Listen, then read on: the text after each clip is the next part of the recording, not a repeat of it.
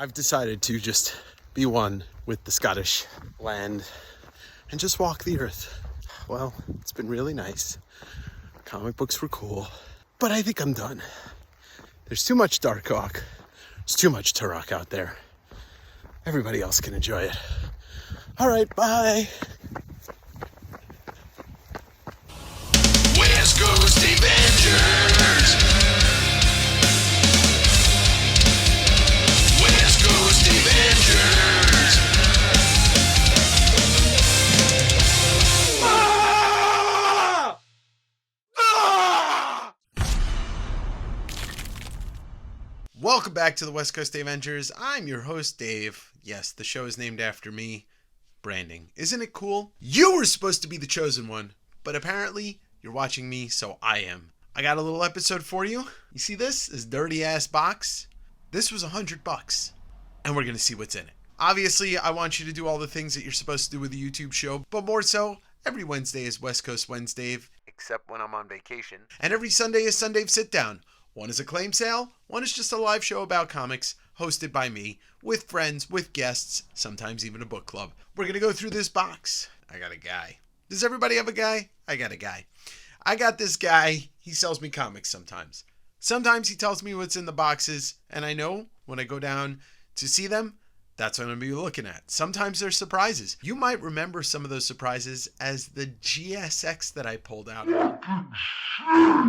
Among thousands of dollars of other comics, that was the second time I had purchased comics from this guy.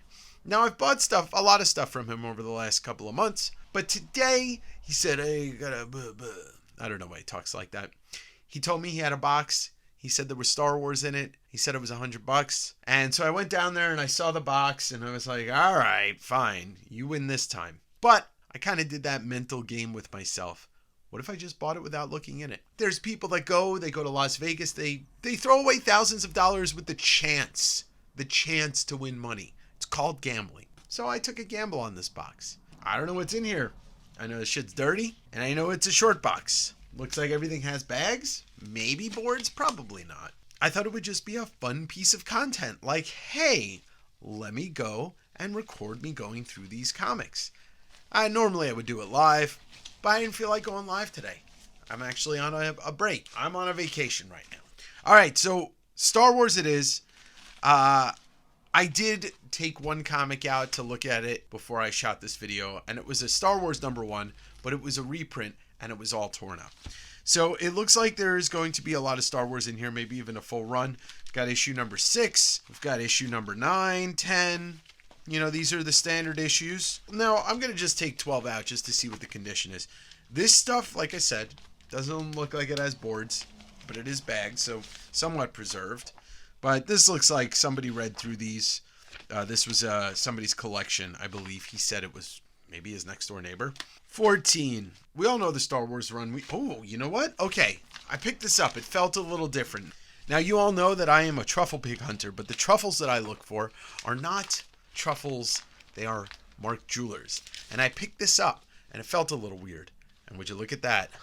We've got our first Mark Jeweler Star Wars ever. A little beat up, but that's Star Wars number 26, Mark Jeweler variant. Now I got to think that maybe there might be some more in here. General rule of thumb. When you buy a collection, you find Mark Jeweler, and you know that it came from one person, then you're generally ready to find more. So that's Star Wars number 14, Mark Jewelers. Now I got to go back and look at all these from the top down.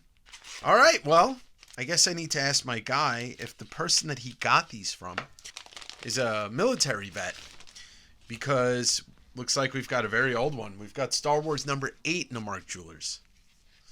I'm already starting to sweat because of the jewels. So Mark Jeweler variants are found on military bases. They were purchased at military newsstands. Some went over to Germany and Korea. Might be a couple other countries, but then some of them were just available here for the service members. And Tacoma is situated near one of the largest combined military bases in the country. That's Joint Base Lewis McChord. And I believe that's Army and Air Force. For me, I find this stuff all the time. If you've been watching this program for a while, then you've seen me buy collections that had long boxes full of them. And the reason why Mark Jewelers became one of these things that collectors kind of started to talk about, and it became sought after. But I do really like the fact that when you think about these books, whether they were purchased locally and kept here or they went overseas, they still took a journey. Here's Star Wars number 34, Mark Jewelers. Some of these books may have gone across the globe and come back. They were always stored in footlockers and in shoeboxes and stuff. Military service members had no access to bags and board. So even if they did buy them and kept them at the base in Washington, they still weren't in a safe, secure place. All right, so it looks like this Star Wars collection truly is paying off. I did not expect this. Once again, blind buy for the most part. I knew there was Star Wars. Did I know there was going to be Mark Jewelers? No. Did I know that I was going to find 6 of them in the first 10 books? Not at all. Star Wars 35 Mark Jeweler.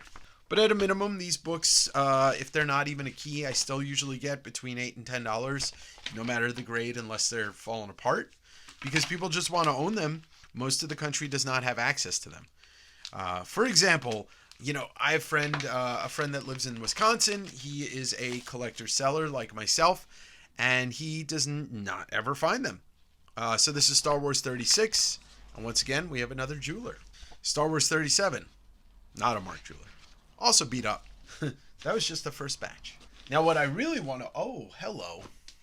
Well, I was just going to say something, and I was stopped in my tracks by something else. What I really want to see if any of the big keys have the Mark jeweler variants. Now, I don't know the history of Mark jeweler variants in Star Wars specific.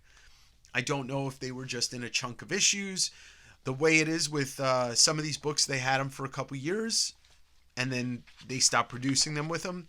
Specifically, a book like Amazing Spider-Man, that is probably the longest running Mark Jeweler insert. I know that it goes from at least issue 129 all the way to 349. I'm not sure when the first Mark Jewelers is in Amazing Spider-Man. I just know that the last one is issue 349. All right, so Star Wars 53, no Mark Jewelers. Now this just becomes a jewel hunt. I love jewel hunts. And maybe we don't find any more. So we're counting backwards. We're at Star Wars 51, Star Wars 45. We got a little minor key issue, which is The Last Jedi. That's issue number 49.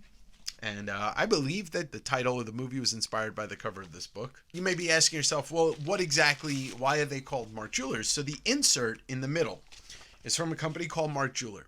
And they were basically trying to sell these kind of cheap jewelry to service members. Maybe they were going to propose to their girlfriends when they got home, or just something to kind of have to give their girl or guy when they came home. But then they have the rings that were kind of like, oh, I was in the airborne, I was in this. I'm not really sure military terminology. Anyway, so that would signify the Mark Jeweler variant is that insert. And I've seen it all. I've seen double cover Mark Jewelers. I even had a double insert Mark Jewelers. It was 2 inserts in the middle. First appearance. Oh, yeah, there we go. Okay, so we got first appearance of Lando Calrissian. That's Star Wars 43. And first appearance of Boba Fett. Boba Fett, where? He's no good to me, Dad. So let's see the condition of this book. Looking at a decent copy, probably a VF. Could use a press and a clean. But this will be available at one of my sales coming up in the future. So that's Star Wars number 42, the first appearance of Boba Fett. It's a classic cover with Dengar and Bosk. All right, now we've got First Empire Strikes Back, not a Mark Jeweler, Star Wars 66, Star Wars 60, and Star Wars 69. Nice. All right, so I did see something when I grabbed this pile out, and I'll show it to you in just a moment. So it looks like there's the first mention of the Mandalorians. I actually love this cover. It's not Boba Fett. It's just a Mandalorian, even though it's supposed to be Boba Fett on the cover. I didn't read the story. I can't say for sure, but it is a classic Gene Day cover. And let's see. Let's see if it's a Mark Jeweler. It is a newsstand. I doubt it's a Mark Jeweler. It doesn't feel like one. No, it is not. But look at that 2-page spread on that. Such a beautiful, beautiful piece of art. Also, another nice copy. Probably about the same grade as the 42, maybe a little bit better. Once again, could use a press and a clean, but probably just sell those as is. I'm going to take a look. We're going to speed it up a little bit, and I will look for Mark Jewelers. and see if there are any other keys or maybe a duplicate of that key. Some of these books are just in terrible condition, but that's okay. If there's a last issue in here, that would be nice. I love this book. Bill Sienkiewicz. Bill Sienkiewicz. Haven't done that in a while. King-sized annual. Star Wars 97. I mean, there must be a whole run in here because it's jumping around in the numbers, but oh, there's a duplicate of 98, the Sienkiewicz cover. There's a Kent Williams cover. All right, we're looking to see if there's another Mark Jeweler. This is 62. Nope. This, I think, is the end of the Star Wars stuff. I don't really know what else could be in this box. I mean, there could be more Star Wars stuff. But we're looking to see if we get that last issue. Star Wars, I think it's 107. Or any more Mark Jewelers. Ooh, there's another great issue. Issue number 81, which is the Return of Boba Fett. Classic painted cover by Tom. I believe that's Tom Palmer. All right, so one of the old Empire Strikes Back issues, it's wrecked. And then the Millennium Falcon cover, I believe that's the first cameo of Yoda. Still part of the Empire Strikes Back run. And then this is what I saw. I took this out just to look at it. It's a wrecked reprint. I mean, this thing might not even be cover attached, but it is a wrecked reprint of issue number 1. Issue 90 and 88 and 89. It doesn't look like there's going to be an issue 107 in here. Low print run on that. I've had a couple. I've also had a 9.8 newsstand, which is over $1,000. And then issue 67 and 70. Looks like it's the rest of the Star Wars. Only I say that because there's a divider here. Nope, there's more Star Wars. All right, so we got Star Wars 24. Oh, that's a Mark Jeweler. I know it is. I can feel it. And what do you know? It is. All right, issue 9. I did not pull a number 2 yet. I don't know if there's one in here. This is also Mark Jeweler. You're wondering, like, how can you tell, Dave? There is a light bar of color that goes in the pages. You can kind of see it at the top. So if you're looking for him, you can find him. This thing's also wrecked, but it is a Mark Jeweler. It's probably a 2.0 or so. It's still, people collect them in any condition because they are what they are. All right, so we're going back to some of the numbers that I've already gotten. Maybe there is another 42 or 68, because here's another issue of 47.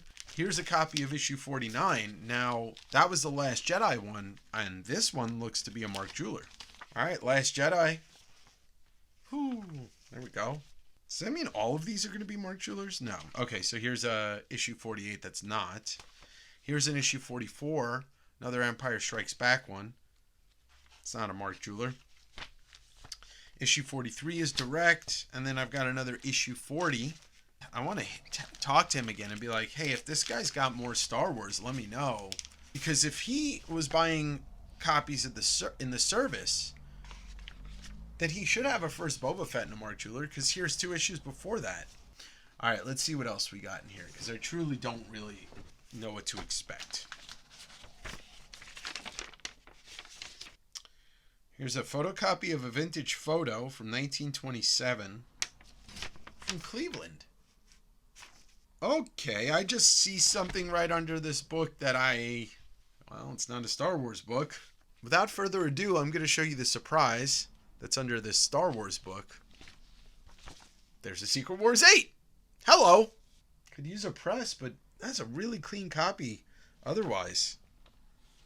It's got a little water damage. This could be something that I send off to the scientists to fix that. Wow, okay. All right, looks like, all right, some Alpha Flight, Punisher 2099, a Commandy number 7. See if it's signed by Jack Kirby. It's not. What is this? Oh, this is one of those PSA comics. Spider-Man, Storm, and Power Man. Smokescreen. Oh, here we go. We got some Star Trek comics. I don't think these are particularly anything, but these are the Star Trek motion picture comics from Marvel. Some more Star Trek comics from Marvel, which I don't think anybody really collects unless you do. Star Trek 53 from 1978. All right, well, looks like the rest of this is kind of junky stuff. All right, well, look, obviously, that was a good score for $100. Nice stack of Mark Jewelers and Secret Wars 8, which I had no clue was in here. Star Wars 81, and then Star Wars 68, and Star Wars 42. All worth it. Star Wars 42 or Star Wars 68 will more than make me my money back, but I'll be able to turn a profit on that. I don't need any of this stuff for the PC. I have a high grade full run of Star Wars actually just to my left, so I never have to worry about needing any of this stuff. But go through this. A lot of this will be for sale in a couple weeks when I return from vacation, which you're probably watching this as I'm returning from vacation.